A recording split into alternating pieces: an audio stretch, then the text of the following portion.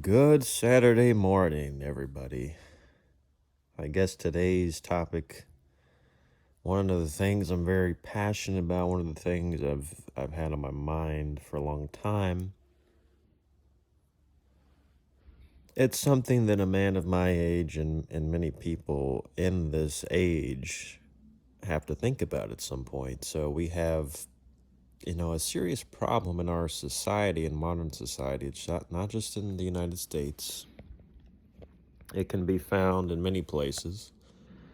We have the lack of people getting married. Marriage rates are declining, and not only are the rates declining, but also uh, the success rate of marriages, or let's say the divorce rate, is going up. And there's a number of reasons for that. I think actually trying to pin the problem on one reason in particular fails. We tend to blame women for this in the modern society that we live in because women have got a little too independent. Now, people, women aren't going to like that, but they've gotten a little too independent. And it's not anything sexist to say at all. There are plenty of women throughout history and even now, the so-called traditional wife, which is what every man should want, right? You should want a woman that first wants to be a wife and second wants to be a mother. Anything that comes after that is just a side quest. But women don't, generally speaking, women have gotten in their heads that there's something to independence that they should be seeking out, and it usually ends up in most cases with a society that's far less productive, and society is going to be far less productive as AI and robotics take over, to the point where, as a physicist once said years ago, it's a question if in the future children that do exist will even need to have friends and teachers, and will we even need to have human relationships as we have depended on in the past. And we're seeing that now, even before AI and robotics. A lot of people just sit in their room and play video games all day and don't go outside too much. So, the population is declining for a number of reasons. There's socio-economic, and you have to divide that into two parts. So the economy is bad for a lot of people. Wages have gone up, but the price of goods has also gone up. Inflation is extremely high everywhere. Don't just be fooled about thinking it's only in the United States. It's high everywhere. And people are increasingly growing cynical about why even work a job. For what? You're going to work a slave job as the salary man archetype from Japan, because they have it really rough over there. Some of those women and men, that not just men, but some of those workers in Japan, they work very hard, and it's for what? To come home, have a toxic work culture in some corporate environments, and probably here too in America, maybe not as bad as it used to be, but who knows? You have the story about the J.P. Morgan woman allegedly, what she was doing to abuse her male coworker allegedly. Um, you know, we were not designed to work as slaves and legal slavery, and so a lot of people are tuning out of this, and they should be. Hopefully, it actually is very optimistic that we get some kind of centralization, not in a socialist way, but we do need some centralization, where if we're going to have any type of semblance of what socialism or socialists want, they usually have the worst of intentions. Uh, but if we could have some kind of I actually think this would benefit people in the long run. If people didn't have to work all the time, if people just had enough money, they could go out and do things. They could spend more time with their friends. They could actually spend more time trying to have relationships. But again, it comes back to, it's not just the cost of living, which impacts the birth rates. That's part of it. There was a great post I read on Twitter not too long ago about how it's not just economics, because you have a lot of poor countries that are still having children, and you have a lot of countries where we have subsidies, they're not having children. That's the socio part. Again, women, a lot of it's on women. Women don't want to be mothers anymore. And of course, there's some men that don't want to be fathers anymore. Some people just don't believe in children. But people don't want to get married anymore. It used to be. I believe that men are the romantic. I believe that men have always been the most romantic. And I think there was a time where women were more receptive to men being romantic because there was a certain dependence. And there's absolutely nothing wrong with that. There's also nothing wrong with a somewhat independent woman, but it comes back to priorities. Men used to go out and sail the seven seas and look for adventure and all this nonsense, which is also arguably a total waste of time. Not in every situation, because sometimes they find something very new and important, but you have the guy who went to Alaska, Christopher McCandless. He went on his modern odyssey and ended up getting himself killed. And some people revere him as a hero, and others think he was a fool. And I'm undecided on that, but ultimately, the way he was portrayed in the movie Into the Wild, in the end, he realized that he should have stayed with his friends and family and not given up all of his earthly possessions to go and die alone. Because happiness is only real when shared. So I think the economic concerns are a big part of it. But you still have people having children. Some of them get government subsidies. It's hard for a lot of people with multiple kids on a low income, but they make it work. So I think it really is the lack of desire for women to be mothers and to be wives anymore. And it's a very dangerous and is very peculiar that women have suddenly. It's clearly a social trend and not in their evolution. It's in their evolution to be mothers and to take care of their children. That's in the DNA of a woman. And also for the man to take care of the family, to be the breadwinner. These are not just cultural norms that were formed overnight. This has been throughout all of human history, and suddenly we have a society that's kind of inverted that.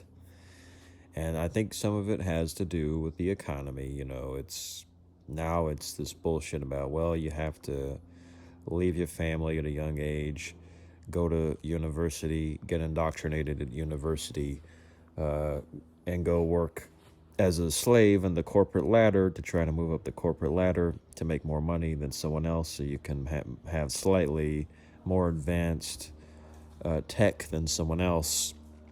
We have our priorities wrong. It goes back to what I was talking about in my other video about the consumer mindset. We need to go back to living to some degree in little small encampments and little villages. You have a family, they have the little compound, and they take care of each other. Life on the farm, life in the village like we used to. That's why I talk about the movie.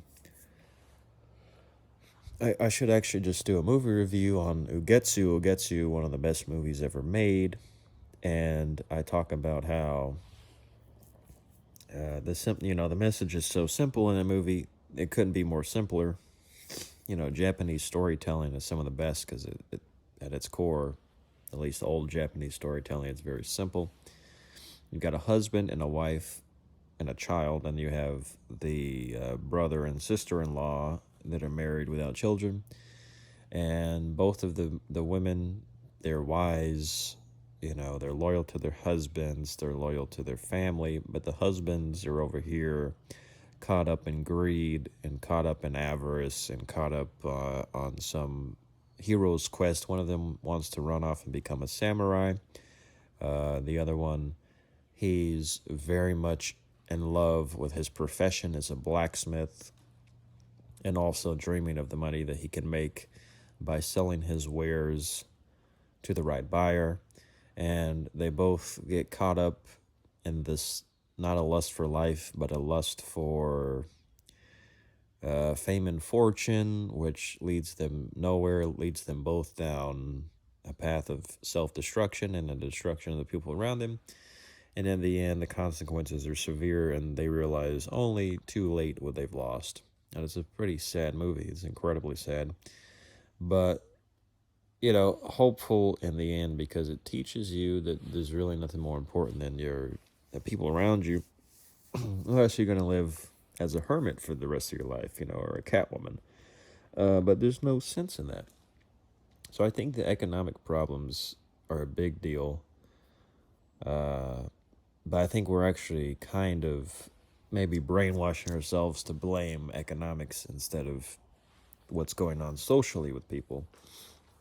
It's become socially unacceptable to just approach a woman in public and tell her that she's beautiful and ask her for her number, or if she's free for lunch or something.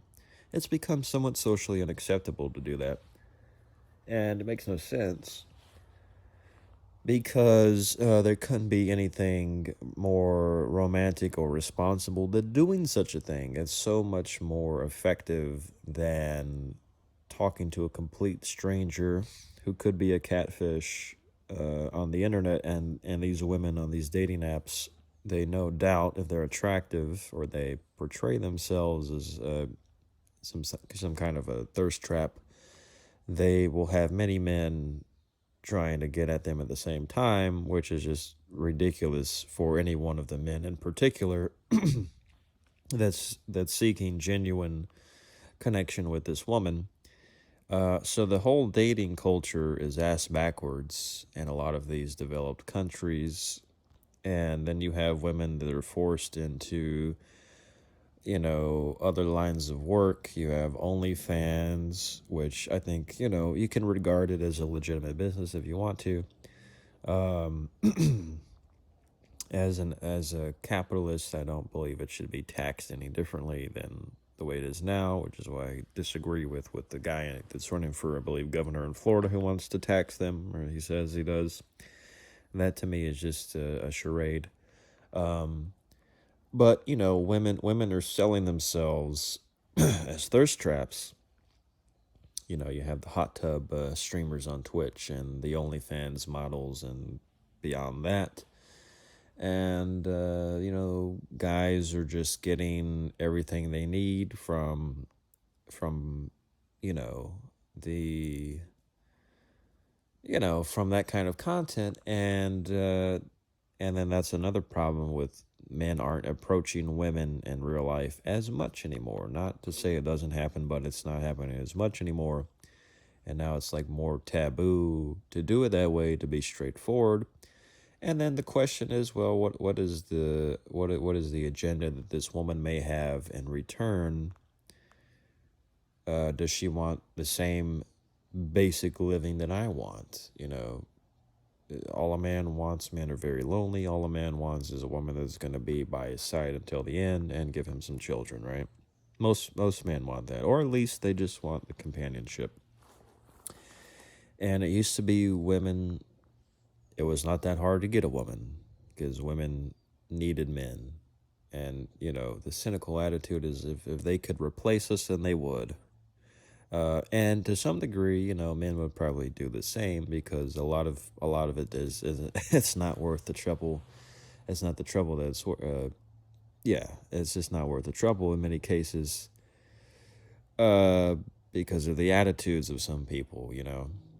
But ideally, there's nothing better than man and woman. And if you're gay or something, whatever, but then you have a completely different dynamic. It may not even concern you what's being said here, because as I saw another meme, gay people rely on straight people having children to produce them, right? So the most important thing is the union of a man and a woman. And and then you talk about the boomers. So what is happening economically with the boomers, especially in Japan? There was years ago, recently there was a proposal to euthanize old people, not because like what they're allegedly doing in Canada, where they're euthanizing young people allegedly, but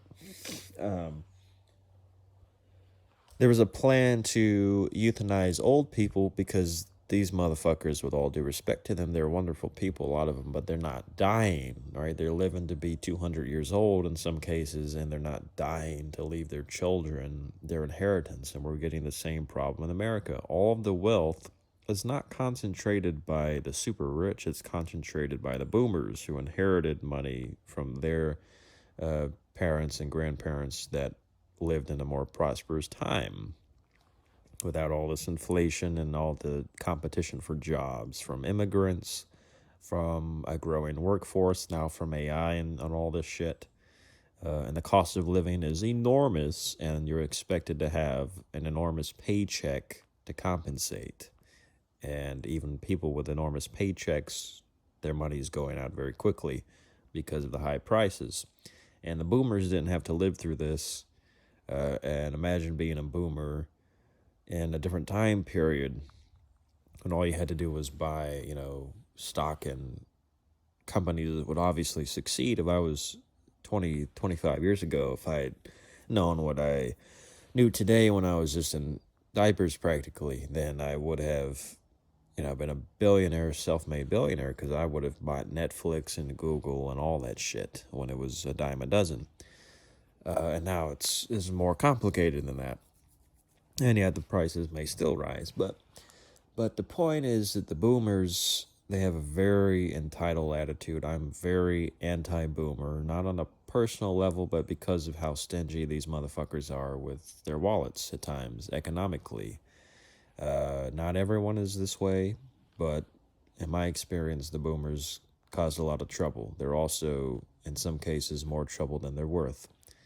And it's sad to say that, but that's the way it is. And I hope that this generation of mine never ends up being that way if we do run into the wealth with our children.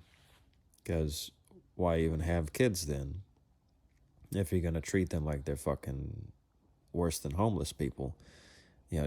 Some of these boomers would be more entitled to give a helping hand to a person that's panhandling than their own children. They want their children. I've seen the meme of boomers are the first generation that want their children to be worse off than they are, and it's just ridiculous. So I think the boomer wealth concentration is another issue. And then unfortunately, there'll be some people that don't inherit much from their boomer parents. The boomer parents that either squandered it or they weren't worth a fuck to begin with. And then that's going to create even more income inequality. But the waiting period to transfer the wealth, if you want to talk about taxation, and which I think is bad in almost all of its forms, but if you want to talk about why people are struggling, it's not the billionaires and the very rich people. It's the wealth is concentrated in what used to be called the middle class. And it's all these old people that have the money and the property. And, the interim period of waiting, except for the parents that are actually smart and have been giving their children their legal allowances per year, because you can give up to $19,000 per year, I believe it is now, per parent or per person per year. And there's many ways to spread out the wealth intelligently, and the younger generation could use a little bit of that, so they can afford to have comfortable living, and then not work as hard, and then spend more time trying to meet some people that are worthwhile. But honestly, the attitudes need to change. A lot of people are just brainwashed by the internet, spend too much time on the damn internet. Women have unrealistic standards, as do men. And none of this shit existed before the internet and a certain type of advertising took hold.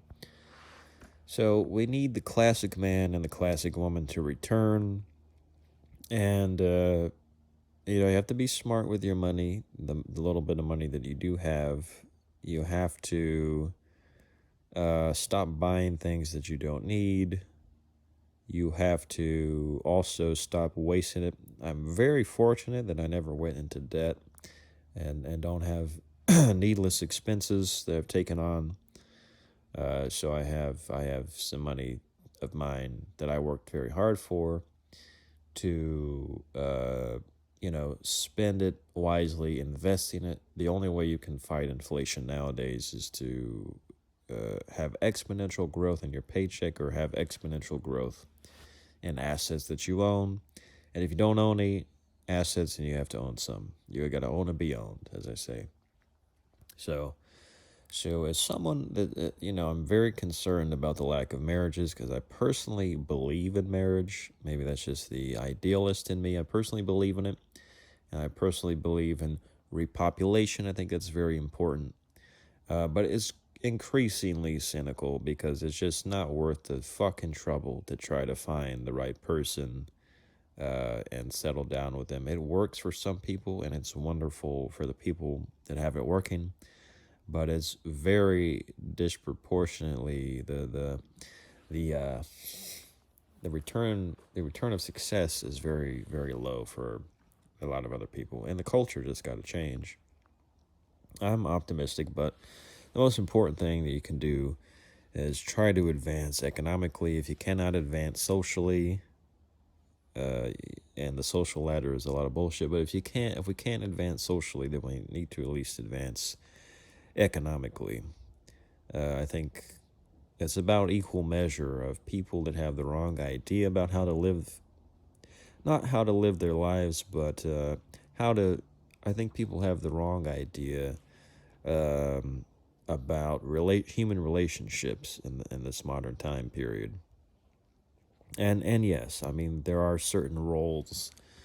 There's a whole different topic about so-called gender roles and all the bullshit with that. But I think that we need more marriages. We need to have more rights for men in the marriage. A woman should not be able to marry a man for money and just take all of his money in the divorce. If you dropped if you dropped all of that, then the divorce rates would drop very quickly too, because you're not going to have a whole lot of men marrying for money just to divorce. In both cases, whoever initiates it should be entitled to shit, as Tony Soprano told his wife. You're entitled to shit. If you didn't marry for love and want to continue the marriage despite ups and downs, then you deserve nothing, all right? Especially if you didn't want to create children during the marriage. But the best that we can try to do is do well for ourselves economically and be economically being fiscally responsible. But ultimately, the society at large is not in a good place. People would rather be invested in politics and the internet instead of being invested in the family and having loyalty to your friends and family.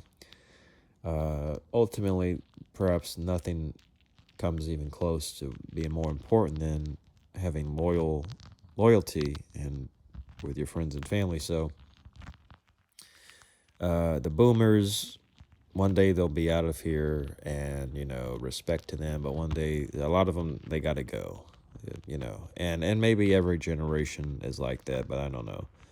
There's a level of entitlement that the boomers have. It's nowhere near. There's certainly a level of entitlement with this newer generation, but it's not of the same caliber because, at a certain point in time, you are entitled to something, right? You're not always entitled to shit. You're entitled to have equal opportunity, but the opportunities just aren't there. It's very very competitive in every field. It's extremely competitive, and honestly, a lot of the most successful people are full of shit, and they're either liars, scam artists, or they have luck of the draw. It's a different world that we live in with the way that algorithms manage everything. But the boomers who had an easy and an easier time period and did not work for it, it's a different level of entitlement altogether. I think we have a lot of things that are easier in this era, but it's also a lot harder. It's a lot harder to get successful People have been brainwashed, go to college, go into hundreds of thousands in debt, also potentially get into medical debt, all of these problems. The cost of children is much higher, and the cost of homes is ridiculous. So we have a lot of problems. We're at a disadvantage in this era, and the boomers are the ones to blame for a lot of these problems because they mismanage their fucking power and their money and their influence, and it's unacceptable. But the best we can do is try to hold each other accountable, and you gotta watch what's in your wallet. You gotta watch your money, man. You gotta be careful with every move that you make, because it's very hard to make money and very easy to lose it. And I think the same as with people. It's very hard to find good people, and maybe not so easy to lose them, but they are worth holding on to when you find the good people.